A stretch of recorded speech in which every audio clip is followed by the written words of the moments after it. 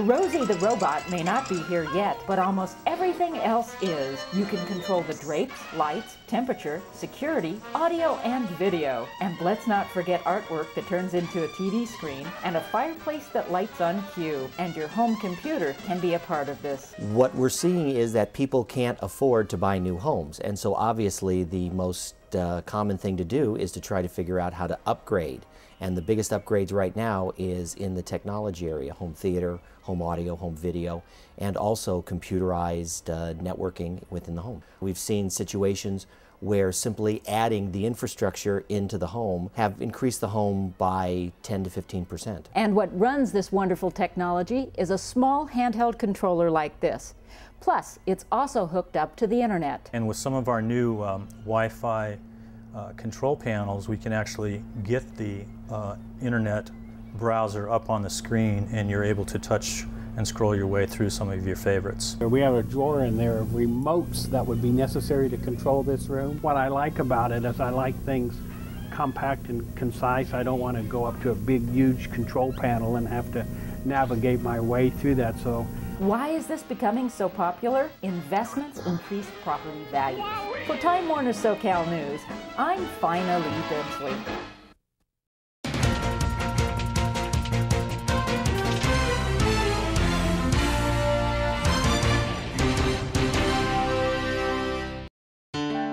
An optometry school is not where you'd expect to find fine art. But that's just what's going on at the Southern California College of Optometry. These artists are legally blind, even with eyeglasses. This exhibit really exemplifies the work of visually impaired artists from all over the world, really, in really showing what, from their vision and sharing it with the world. So the name of the exhibit is Shared Visions, and it truly is just that. Most of the art in this exhibit is done by those who are legally blind, but some of it, like this behind me and others, are done by those who are totally blind. Imagine living in a totally sightless world, or a partially sighted world. This is what one artist sees as she created her vase. It took a lot of time and patience to create something so intricate. You know, when you become a visually impaired, you lose a lot of confidence, and there's not much you can do, and it's a very depressing thing, but doing the art thing, it's give you confidence, and you could do something. The exhibit is nonprofit, with 90% of the art sale going to the artist. The other percent goes into a fund to help other artists frame and ship their work to the contest. Reporting for Time Warner SoCal News, I'm Fina Bentley.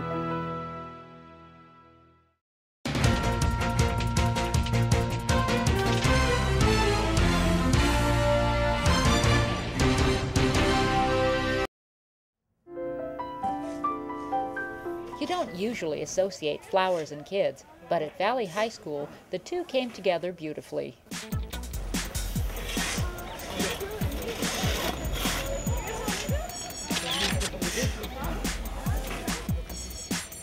We went through a $23 to $25 million renovation this last year, and they had to take out a lot of trees, they took out a lot of shrubbery, and it was our way of trying to get that green back. And the green came back in the form of donated supplies. To beautify our school, to get the kids to take more pride in the school, to help the community realize that we are taking pride in this school and how it looks and how it translates into student success. It was a real win-win situation for the school and the kids. I came to clean up the school because the other schools around here, they're like all nice, and then Valley has a bad reputation of being ugly. So I wanted to make it pretty. Students were able to work off their detention by showing up to help. And by making their school clean, they will take pride in it. Was it fun doing the planting and stuff? Yeah, it was different. It was like a new experience, like getting to know everybody and like just interacting with everybody. Yeah, the same thing. I was with all my friends, just having a good time cleaning everything up. For SoCal News, I'm Fina Bentley.